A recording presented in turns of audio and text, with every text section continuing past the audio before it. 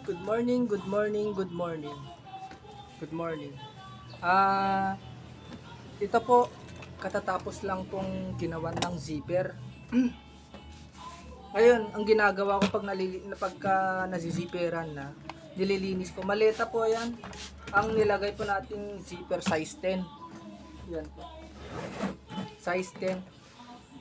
Hindi ko lang kasi na video kung paano ko ginawa tinahi. Next time pagka i-video ko rin kung paano ko ginagawa yung pag-zipper sa maleta. Ito pala ngayon ang ginagawa ko, nililinisan muna bago lagyan ng Marlon's Dressing Natural. Ito po, pag shine dito sa para kumintab naman tingnan saka mag-improve yung kulay. Para kahit paano magmukhang bago yung ating customer. Maleta ng ating dadahin daw kasi ito sa Manila. Yan, nililinisan na natin. Itong ginagamit ko pala, lang to, tubig. Panglinis. Tapos, kasi hindi naman to leather o kaya tela, kaya pwede lang tubig dito. Plastic lang naman to. Ayan. Nililinis ko na. Sa mga gustong magpagawa, kahit handle po ginagawa ko mga yan. Naayos ko rin. Pwede rin po to mga ganito na naayos din po. Nililinis na po natin.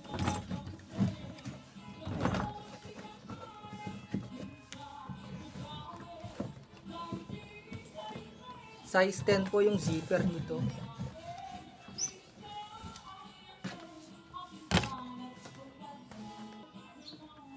Sa gulong din pala, pwede rin tayo mag-ayos ng ganito. Yung mga nagbakbak, yung mga gulong, yung wala ng rubber. Tinatanggal, pinapalitan. Ang nilalagay na natin yung non-expirable na rubber. Yung gulong ng eroplano o aerosol. Yun po kasi pwede natin ipalit yun na paglagay dito sa rubber para kasi pagka walang rubber yung gulong kasi nangyayari pagka ginamit yan yung hinila maingay, samantalang pag may rubber hindi siya maingay, saka matibay po din po kasi yung gulong ng eroplano. Saka dito po sa akin may free service warranty 2 months pag ganito. Lahat po ng nagpapaayos sa akin, mga mapasapatos man yan, bag, may free service warranty 2 months. No, minsan pa nga may mga binabalik, lagpas na sa 2 months, hindi ko pa rin po sinisingil, may free service pa rin, binibigyan ko pa rin sila ng free service warranty. Inuulit ko po yung ginagawa ko. Yung mga may halimbawa nagpatahi kayo ng sapatos, may natanggal na tahi o kaya basta dun sa ginawa ko, dun sa job order, dun lang sa ginawa ko, pwede po nating ayusin ulit yun na walang bayad. Yun yung free service warranty na maganda na serbisyo ko sa mga customer ko na nagpapagawa. Yun po. Ayun, lalagyan na natin to ng ito na, lalagay ko Marlon's Dressing po to, natural. Pwede rin po kayong bumili nito sa Shopee. Ang kunin nyo, pwede rin po kayong bumili nito, pero yun nga lang, pag nagtatagal din kasi nasisira din to.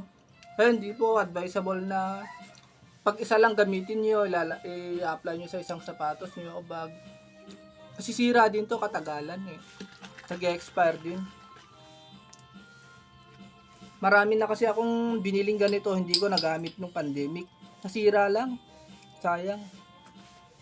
Kaya pagka bibili kayo ng ganito, yung mga maliliit lang, ewan ko lang kung may maliliit na yung mga ganitong buti lang. Mga ganitong kaliliit. Ewan ko lang, parang try nyo sa Shopee. Meron yata. Ito kasi binibili ko mga ganitong size. Ayan, natural na to, natural. Ito parang yung puti-puti dyan. Kailangan ikalat mo yan. Kasi pag magda-dry naman yan, magiging natural na yan. Hindi na siya puti. pinapalinis lang.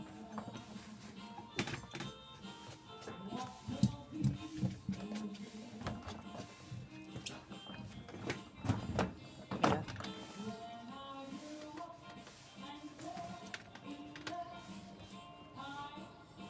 Sa mga gusto palang magpagawa ng maleta, pwede nyo po rin po akong sadyain dito sa Enrile. Kung taga rito kayo sa Enrile, ang ano po namin dito sa location po namin, Alibago. Ang sa Alibago, Tupal Street, malapit, kapitbahay lang namin sila, Pita Makarugbo.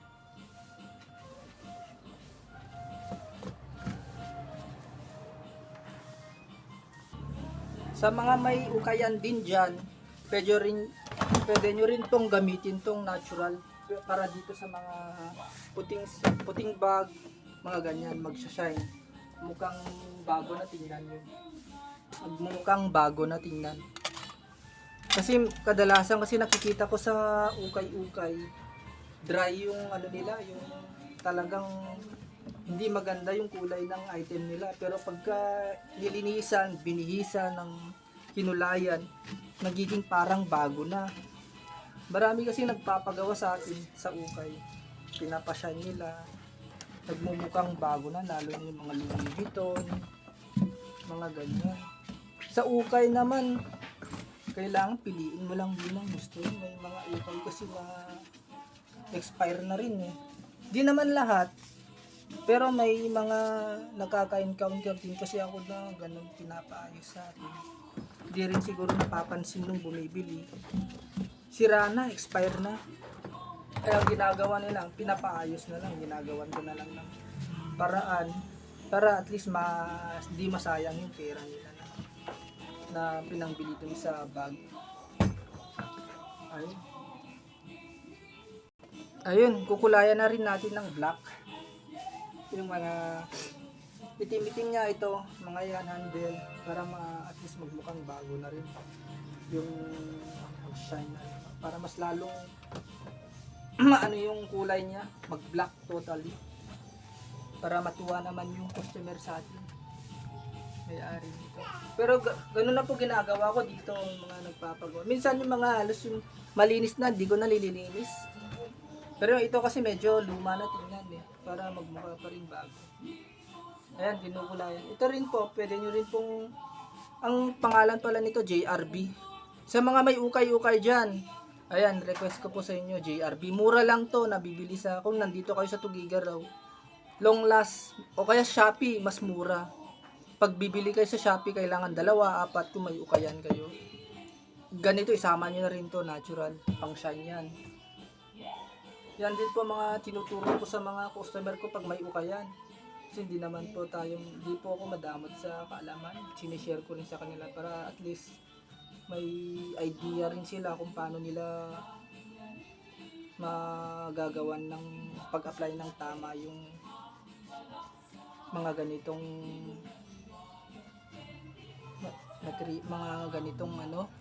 pangkulay.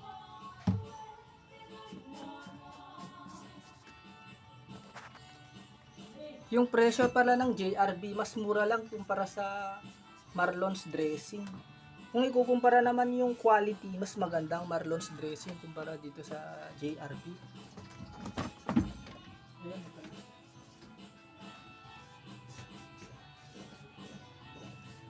Ayan, mga yan kasi kung nakikita nyo sa video, hindi lang kasi na sa video, yung mga gas-gas na yan, ayan, pag kinulayan yan ng black, halos di nakita yan.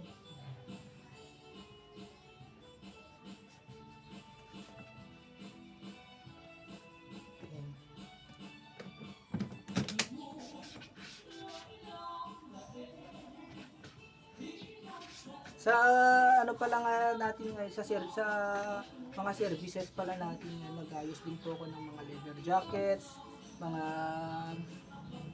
sombrero, yung mga sombrero, kung napapanood nyo to, mga sombrero, kahit anong sira po ng sombrero, yung kahit nag-a-adjust ng size, ng sukat, lalo na yung mga close cap.